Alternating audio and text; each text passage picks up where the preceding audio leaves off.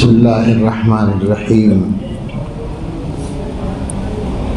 الحمد للہ نحمده ونستعینه ونستغفره ونؤمن به ونتوکل علیہ ونعوذ باللہ من شرور انفسنا ومن سیئات اعمالنا من يهده الله فلا مضل له ومن يضلله فلا هادي له ونشهد ان لا اله الا الله وحده لا شريك له ونشهد أن سيدنا ونبينا ومولانا محمدا عبده ورسوله صلى الله تعالى عليه وعلى آله وأصحابه وبارك وسلم تسليما كثيرا أما بعد فأعوذ بالله من الشيطان الرجيم بسم الله الرحمن الرحيم ومن آياته أن خلق لكم من أنفسكم أزواجا لتسكنوا إليها وجعل بينكم مودة ورحمة إن في ذلك لآيات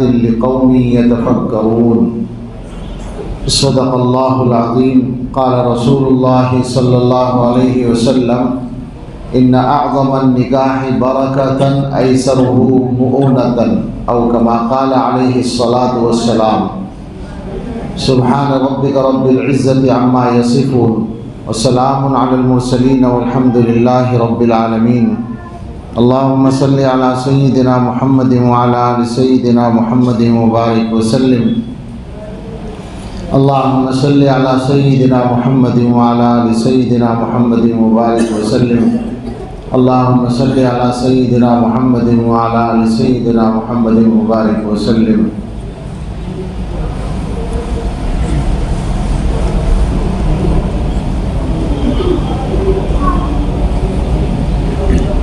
اللہ تعالیٰ نے قرآن کریم میں انسانوں پر اپنی جن نعمتوں کا خاص طور سے ذکر کیا ہے ان میں یہ نکاح یا مردوں اور عورتوں کا جوڑا بنانا یہ نعمت بھی خاص طور سے اللہ نے ذکر فرمائی ہے۔ جو آیت میں نے پڑھی ہے اس میں یہی مضمون ہے، اور ایک حدیث پڑھی ہے میں نے، ان دونوں کے تحت چند باتیں عرض کرنی ہے۔ یہ مجلس نکاح کی مجلس ہے، اور نکاح جب ہوتا ہے تو نکاح تو ہمارے ہاں اس وقت بولتے ہیں جب رخصتی نہ ہو اور کوئی کچھ نہ ہو تو کہتے ہیں نکاح ہو رہا ہے، ورنہ شادی کہتے ہیں۔ اور وہ شادی جو ہے وہ شادی کرنے والے کے لیے کتنی پریشانیوں کا سبب بنتی ہے وہ سب جانتے ہیں۔ مسلمانوں نے اپنے اختیار سے جو مصیبتیں مول لے رکھی ہیں ان میں سے ایک شادی ہے۔ کوئی قانون مجبور نہیں کرتا آپ کو کہ آپ شادی اس معیار پر کریں، اور شریعت تو یہ چاہتی ہے کہ آپ آسان شادی کریں، لیکن دوسروں سے متاثر ہو کر کہیں یا اپنی خواہشات اور اپنے رسم و رواج اور اپنے غلط تصورات کہیں، ہم لوگوں نے شادی کو مصیبت بنا رکھا ہے۔ حالانکہ یہ عمل ایک تو عبادت ہے، ایک پہلو تو یہ ہے، اور علماء نے لکھا ہے کہ دنیا سے دو ہی عبادتیں جنت میں پہنچیں گی، ایک ایمان اور ایک نکاح۔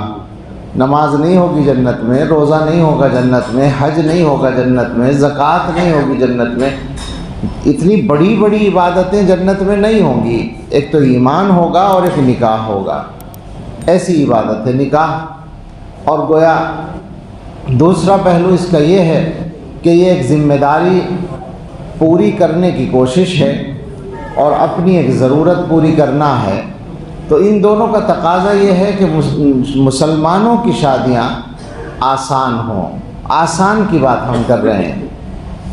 اس کے علاوہ ہم لوگوں نے جو شادیوں میں کچھ ناجائز کام جاری کر رکھے ہیں ان کی تو کوئی گنجائش ہو ہی نہیں سکتی۔ یعنی شادی کے دو پہلو ہیں جو ہمارے ہاں شادیاں ہو رہی ہیں۔ ایک تو ہے شادی کو مشکل بنانا، ہر آدمی اپنی حیثیت سے زیادہ خرچ کرتا ہے، اور دوسرے اس میں کچھ ناجائز کام ہوتے ہیں۔ ناجائز کام یعنی باجے گانے اور جو بہت ساری چیزیں آج کل ہو رہی ہیں، وہ سب آپ مجھ سے زیادہ جانتے ہیں۔ میں یہ سوچتا ہوں کہ اگر ایک ہی ناجائز کام ہو اور کچھ نہ ہو کہ کچھ لوگوں کی نماز قضا ہو جاتی ہے تو یہی کافی ہے اس کو خراب کرنے کے لیے۔ یعنی شادی میں جو لوگ مشغول ہیں ان کی نماز قضا ہو گئی تو یہی ایک گناہ کافی ہے اس کو خراب کرنے کے لیے۔ تو یہ دونوں پہلو سامنے رہنے چاہیے، خاص طور سے نکاح کو آسان بنانے کا پہلو۔ آیت کی روشنی میں اگر ہم بات کریں تو آپ غور کریں کہ اللہ تعالیٰ فرماتے ہیں، اللہ کی نشانیوں میں سے یہ بات ہے کہ اللہ نے تم میں سے تمہارے لیے جوڑے بنائے ہیں، بیویاں بنائی ہیں تاکہ تم ان سے مل کر سکون حاصل کرو۔ اور یہ بھی نعمت ہے مزید کہ اللہ نے تمہارے درمیان محبت اور مہربانی کا، ہمدردی کا رشتہ پیدا کر دیا۔ اب ذرا غور کریں کہ ہمارے زمانے میں عام طور پر جو حالات ہیں ان میں کیا یہ دونوں مقصد پورے طور پہ حاصل ہوتے ہیں؟ سکون اور ہمدردی اور محبت کسی نہ کسی درجے میں یہ چیزیں ہوتی ہیں، لیکن لوگ ازدواجی زندگی میں، خان کی زندگی میں بہت زیادہ پریشان بھی ہیں۔ میں اس موضوع کی تفصیل میں نہیں جانا چاہتا چونکہ ہر آدمی اس کو جانتا ہے، لیکن عرض یہ کرنا ہے کہ اس نعمت کو اللہ تعالیٰ کی نعمت محسوس کر کے سمجھنے کی کوشش کریں کہ اللہ نے یہ جو جوڑے بنائے ہیں ان کا خاص مقصد ہے زندگی میں سکون اور آپس میں محبت اور ہمدردی کا تعلق۔ ہوتا یہ ہے کہ اگر ذرا سی کوئی بات ہو جائے تو پھر وہ ہمدردی ہوا میں چلی جاتی ہے اور وہ دونوں ایک دوسرے کے سب سے بڑے دشمن بن جاتے ہیں۔ مسلمان ہونے کی حیثیت سے یہ بھی نہیں ہونا چاہیے۔ پھر آگے جو تفصیلات ہیں میں ذرا مختصر بات کرنا چاہتا ہوں چونکہ کوئی جلسہ نہیں ہے اور کوئی باقاعدہ تقریر کا وہ نہیں، اور میری طبیعت بھی خراب ہے، اس لیے میں جلدی سمیٹ رہا ہوں مضمون کو۔ آگے کے جو حالات ہیں، جو اولادیں ہو رہی ہیں اور پھر اولادوں کی طرف سے جو ماں باپ کے لیے حالات پیش آ رہے ہیں وہ بھی آپ کے سامنے ہیں۔ ان حالات کو سامنے رکھ کر رسول اللہ صلی اللہ علیہ وسلم کے اس ارشاد کو سمجھیں کہ حضور فرماتے ہیں سب سے زیادہ برکت اس نکاح میں ہوتی ہے جس میں بوجھ سب سے کم ہو۔ اب آپ غور کر لیں کہ ہم نے اپنے لیے بوجھ کھڑے کر کر کے اپنے نکاحوں کی برکت کو خود ہی بھگا رکھا ہے نا۔ برکت تو آخر تک جاتی ہے، برکت گھر کے معاملات میں بھی ہوتی ہے اور اولاد میں بھی ہوتی ہے۔ حضور فرماتے ہیں کہ سب سے زیادہ برکت اس نکاح میں ہوتی ہے جس میں مشقت، بوجھ، اب بوجھ تو سب چیزیں ہیں، خرچہ بھی بوجھ ہے اور وہ جو آپ ایک لمبا چوڑا اہتمام کرتے ہیں وہ بھی بوجھ ہے۔ جن لوگوں کے گھروں میں شادیاں ہو چکی ہیں ان کو پتہ ہے کہ شادی کرنا کتنی مصیبت کا کام ہے۔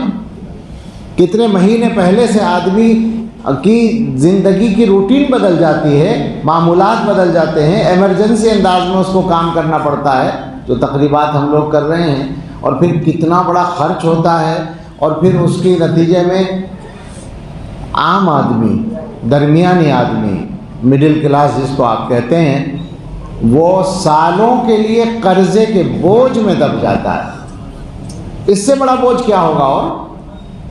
اور یہ ہو کیوں رہا ہے؟ ہم سب مل کے کر رہے ہیں، اس میں ہم سب مجرم ہیں، کوئی بچنے والا نہیں ہے۔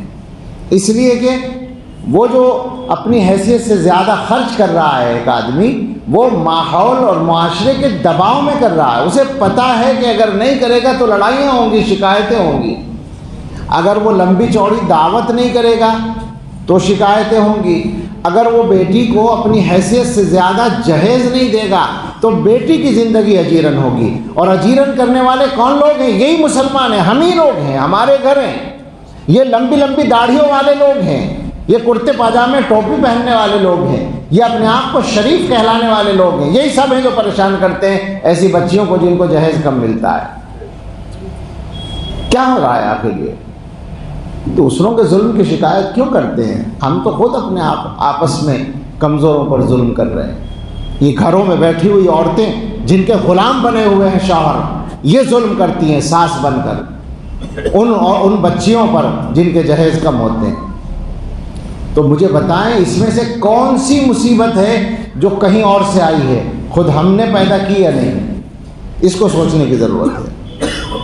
اور جب یہ بات ہے تو پھر اسے چھوڑنے کے بارے میں کیا پروگرام ہے، کیا خیال ہے، اس پہ غور کرنا ہے۔ اور میں بس اسی نقطے پہ زیادہ زور دینا چاہتا ہوں کہ جتنے لوگ یہاں بیٹھے ہیں اگر وہ میری بات کو غلط سمجھ رہے ہوں تو کہہ دیں، بتا دیں بلا تکلف، میں برا نہیں مانوں گا، بتا دیں کہ تو غلط کہہ رہا ہے، اور اگر صحیح کہہ رہا ہوں تو یہاں طے کریں آج کہ ہم اپنی شادیاں ٹھیک کریں گے۔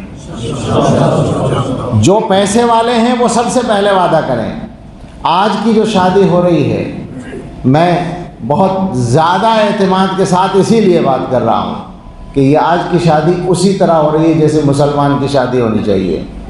یہ بیٹے ان کا نام ہے مولانا ثاقب صاحب، ان کے چھوٹے بھائی یہ دولہا ہیں، ان کا نام کیا ہو؟ شاہ فیض نام ہے، شان جانتا ہوں میں تو، شاہ فیض ان کا نام ہے، اور یہ ان کا نکاح ہو رہا ہے نفیس بھائی کی بیٹی سے۔ نفیس بھائی یہ بیٹھے ہیں ادھر، آپ ان کو جانتے ہوں گے، 2 4 10 5 لاکھ روپے نفیس بھائی خرچ کر سکتے ہیں میرے خیال سے، کیا خیال ہے؟ کر سکتے ہوں گے آسانی سے، مجھے نہیں پتہ ان کی مالی حیثیت کیا ہے لیکن میں اندازہ کر رہا ہوں۔ لیکن کوئی تقریب تو نہیں ہے جی، کوئی دعوت نہیں ہے آج، اور بیٹی اکیلی ہے، ایک بیٹی ہے، تھوڑی بہت ادھر ادھر سے دباؤ کوشش چلتی رہی لیکن اللہ نے ان کو ہمت دی۔ اور یہ جو گھرانہ ہے جہاں سے بارات آئی ہے، ان لوگوں کا یہ عمل بہت دنوں سے جاری ہے، یہ لوگ پابند ہیں اس کے۔ انہوں نے شادی کی تھی اپنی تو نکاح تو مجھ سے پڑھوا لیا تھا، اور اس کے لیے بھی علیحدہ سے سفر نہیں کیا تھا میں کوشش کرتا ہوں کہ نکاح کے لیے سفر نہ کروں، ایک نکاح کے لیے سفر کیا تھا میں نے جس کے مجرم یہ بیٹھے ہیں، اور اکثر میں نہیں کرتا۔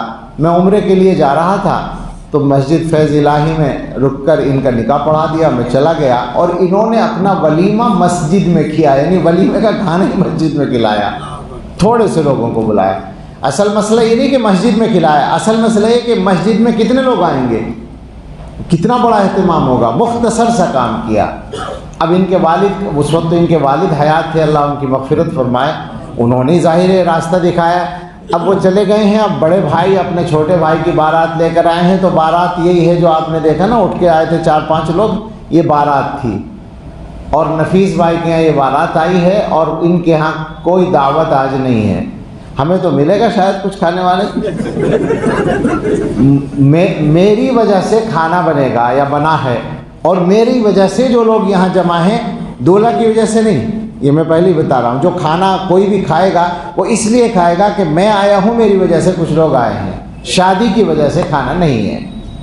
تو اب آپ سوچیں کہ انشاءاللہ اس نکاح میں جو برکتیں ہوں گی آنے والا وقت ان کو دکھائے گا، اللہ تعالیٰ دکھائیں گے، اور آپ لوگ دیکھیں گے۔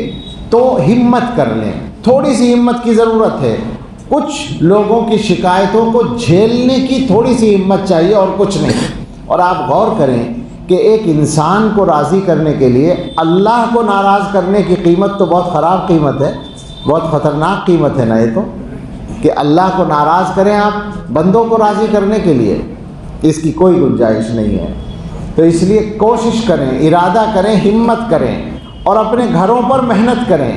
ظاہر ہے کہ ان کے گھر والوں نے، نفیس صاحب کے گھر والوں نے تو کوشش کی ہوگی، ایک بچی ہے، اکیلی بیٹی ہے، 2 بیٹے ہیں ان کے، ایک بیٹی ہے، لیکن انہوں نے ہمت کر لی، ارادہ کر لیا، اور ہو گیا کام الحمدللہ۔ ہم نے بہت سی شادیوں کے قصے پڑھے ہیں، مثالی شادیوں کے قصوں میں سب سے مشہور قصہ ہے جو شیخ الحدیث مولانا زکریا صاحب رحمۃ اللہ علیہ نے آپ بیتی میں لکھ دیا ہے۔ ان کی 2 بیٹیوں کی شادی ہونی تھی، رشتہ ہو چکا تھا، ایک داماد بننے والے تھے مولانا یوسف صاحب، یعنی بڑے حضرت جی مولانا یوسف کاندلوی رحمۃ اللہ علیہ، مولانا سعد کے دادا، اور دوسرے داماد بننے والے تھے دوسرے حضرت جی مولانا انعام الحسن صاحب رحمۃ اللہ علیہ، مولانا زبیر صاحب کے والد، دونوں مظاہر لوگ میں پڑھتے تھے۔ یہ اب سے تقریباً 80-85 سال پہلے کی بات ہے۔ حضرت مولانا الیاس صاحب موجود تھے، رشتہ طے تھا۔ سہارنپور میں تبلیغی اجتماع ہوا، مولانا الیاس صاحب اس کے لیے گئے۔ اس اجتماع میں شیخ الاسلام حضرت مدنی رحمۃ اللہ علیہ کو بھی آنا تھا دیوبند سے۔ مولانا الیاس صاحب نے شیخ الحدیث صاحب سے کہا کہ اب تبلیغ کے جلسوں میں نکاح کا رواج ہو ہی گیا ہے، تو میں سوچ رہا ہوں کہ کل کے جلسے میں حضرت مدنی سے یوسف اور انعام کا نکاح پڑھوا دوں۔ شیخ الحدیث صاحب نے کہا بہت اچھا۔ انہوں نے اپنی اہلیہ سے کہا کہ کل کو ان کا نکاح ہے، تو وہ کہنے لگی کہ پہلے سے بتا دیا ہوتا تو میں کچھ کپڑے بنا دیتی ان کے لیے۔ تو شیخ الحدیث صاحب نے اپنی بیٹیوں کے لیے کہا کہ مجھے نہیں پتہ تھا یہ بغیر کپڑوں کے رہتی ہیں، میں پہلے سے کیا بتاتا۔ نکاح ہو گیا، بس اجتماع میں نکاح ہو گیا، اور رخصتی بھی کیسے ہوئی؟ وہیں تو رہتے ہی تھے، مدرسے میں پڑھتے تھے، بس اپنے گھر بلا کے دونوں کی بیویوں کو ان کے حوالے کر دیا کہ ہو گئی رخصتی۔ ایسے ہی رخصتی ہو گئی۔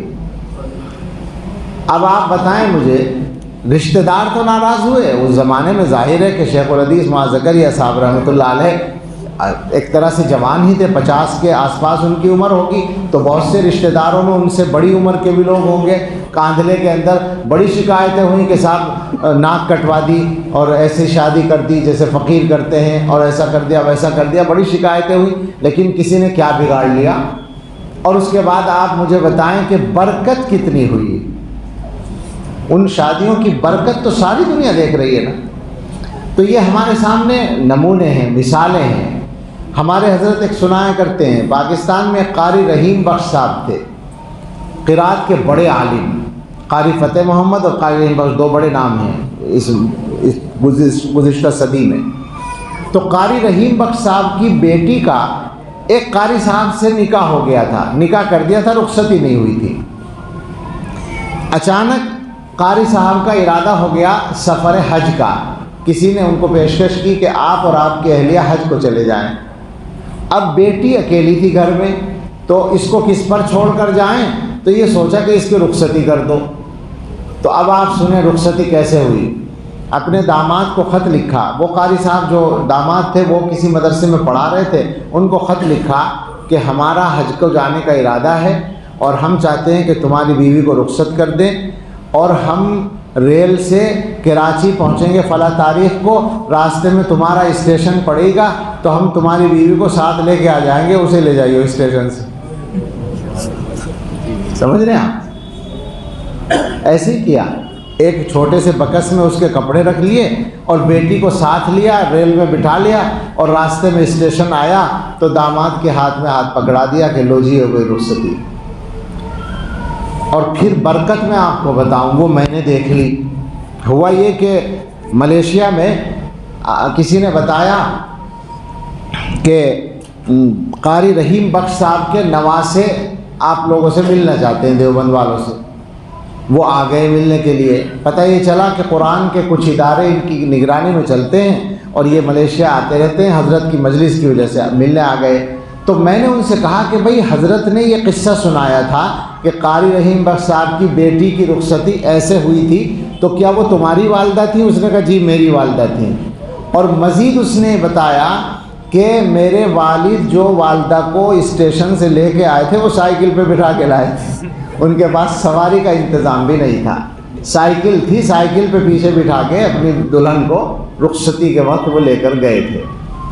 اگلے سال پھر ہم ملیشیا جانا ہوا تو پتہ چلا کہ وہ قاری صاحب جو داماد تھے، جو سائیکل پہ بٹھا کے لے گئے تھے بیوی کو، وہ تشریف لے آئے۔ ان کا نام ہے قاری یاسین صاحب، بوڑھے ہیں وہ۔ پتہ چلا کہ وہ آئے ہیں اور ملنا چاہتے ہیں، تو ہم ان سے ملنے کے لیے گئے۔ بڑے شاندار آدمی ہیں، اور ان کی نگرانی میں دنیا میں کئی سو قرآن کے ادارے چل رہے ہیں جن میں ان کے ہاتھ کی، ان کے دستخط سے سند جاری ہوتی ہے۔ وہ آدمی جو اپنی بیوی کو رخصت کرا کے سائیکل پہ بٹھا کے لے گیا تھا، اس کے ہاں اللہ نے اتنی برکت عطا فرمائی، نہ پیسے کی کمی ہے نہ دین کی کمی ہے۔ اور یہ کوئی کہنے کہانی، اس کی کہانیوں کی باتیں نہیں ہیں، یہ وہ ہیں جو آنکھوں دیکھی باتیں ہیں۔ تو ہم لوگ آخر چاہتے کیا ہیں؟ خواہ کی مصیبت مول لینا اور پھر بعد کی مصیبتیں اپنے لیے کھڑی کرنا۔ جو لوگ ہمت کر لیں گے گارنٹی سے ہم کہتے ہیں کہ ان کے یہاں برکتیں آئیں گی انشاءاللہ تعالی۔ اب بات کو سمیٹنا چاہیے۔ مبارکباد بھی دیتے ہیں ثاقب میاں کو اور شاہ فیض میاں کو اور نفیس بھائی کو بھی، اور ایک دو باتیں اور بھی کر لینی چاہیے۔ بہت اچھا موقع ہے کہ شادی کے بعد زندگی گزارنے کے لیے آدمی کو کیا طریقہ اختیار کرنا چاہیے۔ ایک تو وہ طریقہ ہے جو اکثر شوہروں نے کر رکھا ہے، چونکہ یہاں شوہر ہی شوہر ہوں گے، بیویاں تو ہیں نہیں، تو اس لیے بات انہی کی ہوگی۔ اکثر شوہروں نے جو سمجھ رکھا ہے وہ یہ ہے کہ ہم شوہر ہیں، ہم مرد ہیں، ہم بڑے ہیں، ہم ذمہ دار ہیں، لہذا ہمارا حکم چلنا چاہیے۔ اور اگر ہم نے گویا سنت کے مطابق نرمی اور رعایت کا معاملہ کیا تو شاید ہماری شوہری میں فرق آ جائے گا یا ہماری مردانگی میں کمی۔ مسجد میں کتاب پڑھ رہے تھے امام صاحب، یہ سچا قصہ ہے ضلع امروہہ میں ایک گاؤں کا۔ اس میں یہ آیا کہ جب آدمی گھر میں جائے تو سلام کرے، بیوی وہاں ہو تو سلام کر کے داخل ہو، تو ایک خان صاحب بولے، پٹھانوں کا گاؤں ہے وہ، کہنے لگے کہ ہو میں اسے سلام کروں گا وہ تو سر پہ چڑھ جائے گی، یہ کیسے ہو سکتا ہے؟ تو یہ جو خان صاحبی ہے یہ اس نے گھروں کا ماحول خراب کر رکھا ہے۔ یہ صحیح ہے کہ بہت سی عورتوں کے مزاج میں بھی ضد ہوتی ہے، ٹھیک ہے، لیکن آپ مرد ہیں، آپ کو یہ دعویٰ ہے کہ آپ کی عقل زیادہ ہے اور ہم اس دعوے کو تسلیم کرتے ہیں۔ اس کی عقل کم ہے، آپ کی زیادہ ہے، تو ذمہ داری زیادہ عقل والے کی ہوگی یا کم عقل والے کی ہوگی؟ ظاہر ہے زیادہ عقل والے کی، تو ذمہ داری تو مرد کی زیادہ ہے۔ آسان طریقہ ہے نرمی سے کام لیا جائے، جہاں جہاں آپ نرمی سے کام لیں گے وہاں فائدہ ہوگا۔ اور حدیث میں تو یہ مضمون بیان کیا گیا ہے، میں نکاح کی مجلس میں عام طور سے سنا دیتا ہوں۔ حضور نے فرمایا کہ عورتیں جو ہیں شریف آدمی کو دبا لیتی ہیں اور کمینہ آدمی عورتوں کو دباتا ہے۔ اب جب میں حدیث سناتا ہوں تو لوگ بہت پریشان ہوتے ہیں، اس لیے کہ اکثر کی تو عادت یہی ہے کہ دبانے کی کوشش تو کرتے ہی ہیں نا۔ میں ان سے کہتا ہوں کہ دیکھ لو حضور کی زبان سے شریف کہلوانا پسند ہے یا کمینہ کہلوانا پسند ہے؟ دب جاؤ، پھر بھی آپ ہی شوہر رہیں گے۔ بھئی ضد ہو رہی ہے، کوئی بات ہو رہی ہے، تھوڑی دیر کے لیے خاموش ہو جائیے، نرمی اختیار کر لیجیے، چونکہ ختم تو نہیں کرنا ہے نا۔ جو رشتہ قائم ہوا ہے وہ ہمیشہ کے لیے ہے، وہ مرنے تک کے لیے ہے، اسے ختم نہیں کرنا ہے۔ جب نہیں کرنا ہے تو پھر سکون اور آسانی کے ساتھ ہی اس کو نبھایا جائے۔ حضرت سناتے ہیں ان کے گویا ان کے مریدین میں ایک جوڑا تھا، شوہر بیوی دونوں بیت تھے، اچھے پڑھے لکھے بھی تھے اور صاحب حیثیت بھی تھے۔ ایک دن وہ دونوں آئے، 3-4 سال سے ان کی شادی تھی، 3-4 سال ہو گئے تھے شادی کو۔ آ کر انہوں نے کہا کہ ہمارے درمیان جھگڑے چل رہے ہیں اور مزاج مل نہیں رہا، ہم اس نتیجے پر پہنچے ہیں کہ ہم ایک ساتھ رہ نہیں سکتے، تو ہم نے یہ فیصلہ کیا ہے کہ 6 مہینے کے بعد الگ ہو جائیں گے۔ ایک سمجھداری کی بات تو یہی ہے کہ جب لڑائی ہو رہی ہے تو جاہل آدمی کیا کرتا ہے؟ نقد فیصلہ کرتا ہے، اور جیسے ہی فیصلہ کرتا ہے اگلے ہی منٹ میں پچھتانا شروع کر دیتا ہے۔ لیکن سمجھدار آدمی یہ کرتا ہے کہ بھئی ہمارے درمیان موافقت نہیں چل رہی ہے تو ہم فیصلہ کرتے ہیں کہ 6 مہینے کے بعد الگ ہو جائیں گے۔ یہ انہوں نے آ کر حضرت کو بتایا۔ حضرت سے کہا کہ ہم نے ابھی اپنے ماں باپ کو بھی نہیں، کوئی بات ہے، ہم نے ابھی اپنے ماں باپ کو بھی نہیں بتایا ہے، لیکن آپ ہمارے شیخ ہیں، ہو سکتا ہے ہم سے کوئی غلطی ہو جائے اس لیے آپ کو بتا رہے ہیں۔ تو حضرت نے فرمایا کہ بھائی میں دونوں سے الگ الگ بات کروں گا، پردے سے بات کی ان سے اور شوہر سے بھی بات کی اور حالات کو سمجھ لیا۔ قصہ کیا تھا؟ قصہ وہی تھا جو سب کے یہاں ہوتا ہے۔ وہ کیا ہے کہ ایک مرد کاروبار میں کچھ پریشان ہوتا ہے تو اس کے ذہن میں الجھن رہتی ہے، وہ الجھن لے کے گھر میں آتا ہے۔ اب دونوں بیوقوف ہوتے ہیں۔ کیا مطلب؟ شوہر یہ سوچتا ہے کہ جب میرے اوپر دماغ پر بوجھ ہے تو بیوی کو اس کو سمجھنا چاہیے، بیوی یہ سوچتی ہے کہ شوہر گھر میں آیا ہے تو اپنے کام بتانے چاہیے، بیوی آتے ہی کام بتاتی ہے، شوہر باہر سے بوجھ لے کر آیا، اسے غصہ آتا ہے، وہ غصے میں بات کرتا ہے، بیوی کہتی ہے میں نے ایسا کیا کہہ دیا، خواہ غصہ کر رہے ہیں، اسی میں بات بڑھ جاتی ہے۔ تو حضرت نے فرمایا کہ آپ لوگ 6 مہینے کے بعد کیا فیصلہ کرتے ہیں وہ آپ جانیں، میں یہ کہتا ہوں کہ میرے کہنے سے ایک کام بس کر لیں۔ شوہر سے کہا کہ آپ جب گھر میں آیا کریں تو باہر کے بوجھ اور غم دروازے سے باہر چھوڑ دیا کریں، اندر آئیں فریش موڈ کے ساتھ، بس اتنا کریں اور سلام کر کے آ جائیں۔ بیوی سے کہا کہ جب شوہر آئیں تو آپ خوش دلی سے مل لیں، مسکرا کے بات کر لیں، کوئی پانی وانی چائے وائے کوئی ضرورت ہے اس کو پوچھ لیں، اور جب یہ آرام سے بیٹھ جائیں مطمئن ہو جائیں اس کے بعد اپنی بات جو کرنی ہو وہ کریں۔ تو انہوں نے کہا کہ یہ تو کوئی ایسا مسئلہ نہیں، کر لیں گے ایسا، یہ تو آسان بات ہے۔ کہا بس اتنا ہی مطالبہ ہے۔ چلے گئے، 1 ہفتے کے بعد آئے اور کہا کہ ہم نے اپنا فیصلہ بدل دیا، وہ جو علیحدہ ہونے کا فیصلہ کیا تھا وہ فیصلہ بدل دیا، اب ہم ساتھ رہیں گے۔ سمجھ میں آ گئی بات؟ تو بات یہی ہے کہ ہم لوگ ایک دوسرے کے مزاج کی رعایت نہیں کرتے، ایک دوسرے کے مزاج کو سمجھ کر مان لینا چاہیے کہ اس کا یہی مزاج ہے، مجھے اس کے ساتھ رہنا ہے تو اس کے اس مزاج کو مجھے برداشت کرنا ہے، وہ یہ سوچے یہ ادھر سوچے، دونوں ایک دوسرے کے لیے یہ رعایت کریں۔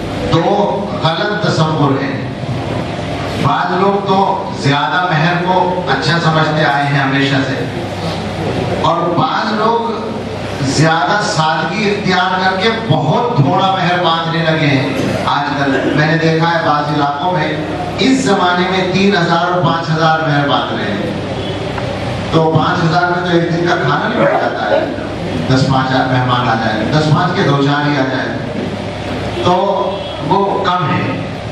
اور فخر کے لیے بہت زیادہ مقدار باندھنا وہ بھی غلط ہے۔ یہ تو 2 بات ہوئی مہر کی مقدار کے بارے میں، اور ایک سب سے بڑی غلطی مہر کی ادائیگی کے بارے میں ہے، اور وہ یہ ہے کہ مہر ادائی نہیں کرتے، مہر دینے کا ارادہ ہی نہیں ہوتا۔ مجھے یاد آیا ایک عالم نے نکاح کے وقت یوں کہا دولہا سے کہ دیکھو بھائی مہر ادا کرنا پڑے گا، تو اس کا باپ بولا کہ اللہ نہ کری۔ وجہ سمجھے آپ وجہ کیا ہے؟ وجہ یہ ہے کہ تصور یہ بنا ہوا ہے کہ مہر دینا نہیں ہے، خدا نہ خواستہ اگر علیحدگی ہوئی تو اس وقت مہر کا مطالبہ ہوتا ہے، اس لیے وہ کہہ رہا ہے اللہ نہ کرے مہر دینا پڑے، یعنی مطلب یہ کہ نباہ ہو اور نکاح باقی رہے، لہذا مرنے تک مہر دیتے رہتے نہیں ہے۔ عام رواج یہ ہے، جبکہ مہر دینا واجب ہے، اور اصل یہی ہے کہ جلد مہر دیا جائے۔ اب اس کی آسان صورت ہوتی ہے، آپ اگر وہی 1 لاکھ 2 لاکھ 3 لاکھ 5 لاکھ مہر باندھ دیں تو پیسے کی شکل میں دینا عام طور سے آسان نہیں ہوتا، لیکن ہر شادی میں عموماً کچھ زیور بنایا جاتا ہے۔ سب سے آسان طریقہ یہ ہے اس زیور کے مہر بنا دیں۔ چنانچہ انہوں نے یہی بتایا ہے مجھے کہ 3 لاکھ کا زیور ہے وہ مہر، سمجھ میں آئی بات؟ اور زیور بنانے میں کوئی حرج نہیں ہے۔ شیخ الحدیث مولانا زکریا صاحب رحمۃ اللہ علیہ نے یہ بات بھی لکھی ہے کہ میں نے اپنے یہاں، ان کی کئی بیٹیاں تھیں اور ایک بیٹے تھے مولانا طلحہ صاحب، کسی شادی میں ایک دیگ بھی نہیں پکوائی، اور عام دنوں میں مہمانوں کے لیے کبھی کبھی ایک دن میں 2 دیگیں بھی پکی ہیں ایک وقت میں، شادی میں کبھی نہیں پکوایا کھانا۔ لیکن بچیوں کے لیے زیور بنوانا میں پسند کرتا ہوں، چونکہ وقت ضرورت کام آ جاتا ہے، زیور بنانے میں حرج نہیں۔ میں نے ایک جگہ بیان کیا، میں اس انتظار میں سوچ رہا ہوں کہ کچھ کام کی بات ہو جائے، میں نے ایک جگہ بیان کیا اور مختصر سا بیان کرنا تھا، تو میں نے لوگوں سے کہا کہ 2 کام ہیں، ایک کام ہم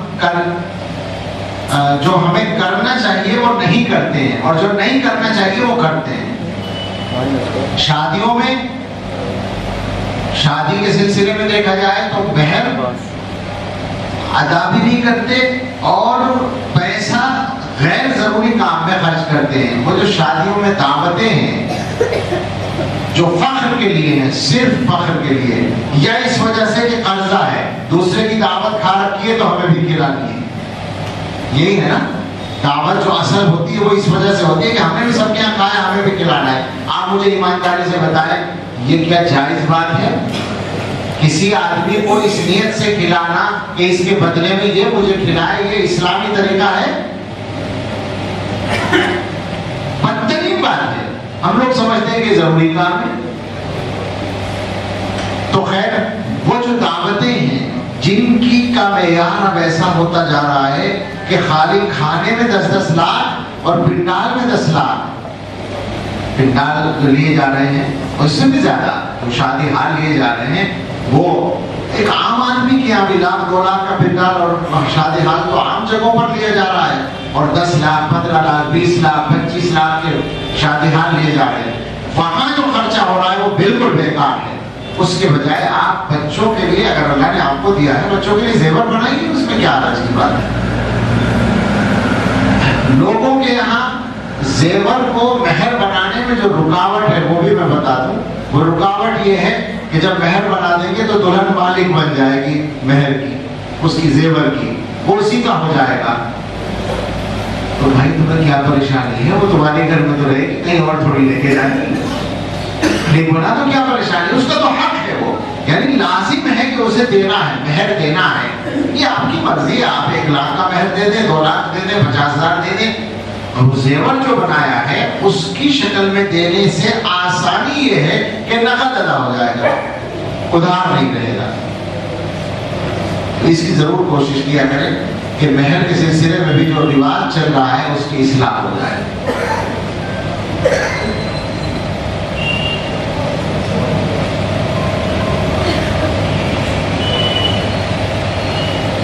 کچھ لوگ آپس میں معاہدہ کر لیں کہ بھئی ہم لوگ جو ہے شادی ایسی کریں, پر یہ ہمارے زمانے کا مسئلہ ہے اور ہم یہ سمجھتے ہیں کہ اگر مسلمان یہ طے کر لیں کہ اپنی شادیاں آسان بنا لیں گے تو کم سے کم مالی مسئلے تو 80% شاید حل ہو جائے.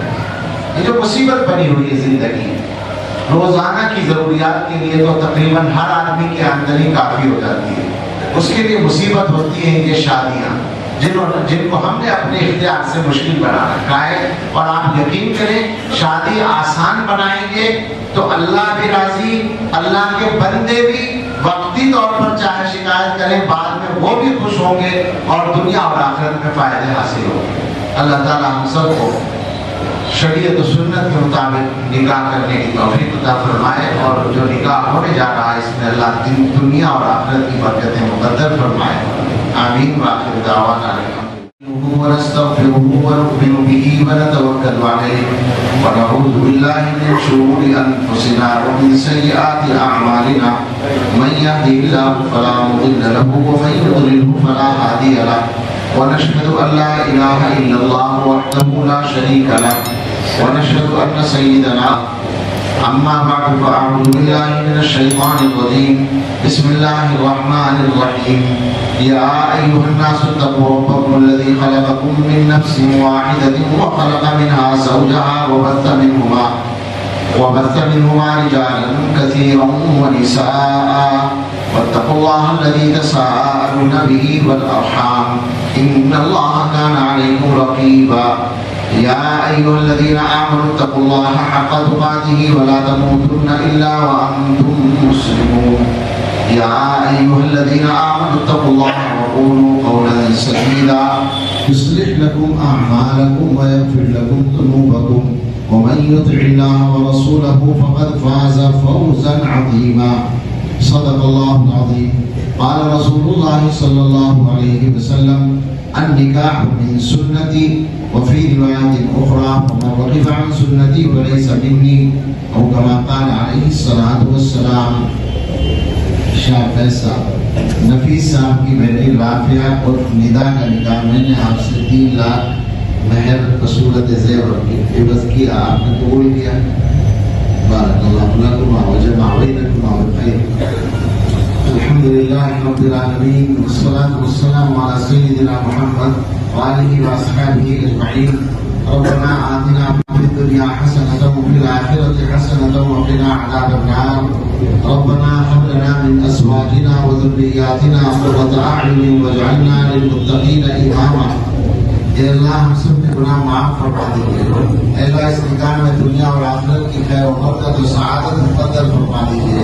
اے اللہ یہ جوڑے کو خوشگوار زندگی عطا فرمائیے. اے اللہ اس نکاح کو اولاد صالح کا ذریعہ بنائیے. اے اللہ ان ان کے رزق میں اور عمر میں اور دین میں برکت فرمائیے. اے اللہ ان کے والدین اور متعلقین کو سب کو اللہ خوشیاں عطا فرمائیے. ان کے والد گزر چکے ہیں، ان کو ان کی روح کو ہماری طرف سے ثواب پہنچائیے اور خوشیاں عطا فرمائیے. ان کے بھائی اور تمام متعلقین کو، بہنوں کو سب کو خوشیاں عطا فرمائیے. نفیس بھائی کو بھی اللہ ان کے لیے بھی اس نکاح کو ہر طرح کی خوشیوں کا ذریعہ بنائیے. اے اللہ ہم سب کو شادیاں سادگی سے کرنے کی توفیق عطا فرمائیے. اے اللہ ہم آپ کا کلمہ پڑھتے ہیں، آپ پر ایمان رکھتے ہیں، آپ کے پیغمبر کا کلمہ پڑھتے ہیں اور ان سے محبت کا دعویٰ کرتے ہیں، اور اپنی زندگیوں میں ہم نے طرح طرح سے مصیبتیں کھڑی کر رکھی ہیں. اس شریعت و سنت کو چھوڑ کر اللہ ہمیں صحیح سمجھ عطا فرما دیجیے. اے اللہ صحیح سمجھ دے دیجیے اور شادیاں سادگی سے کرنا آسان فرما دیجیے.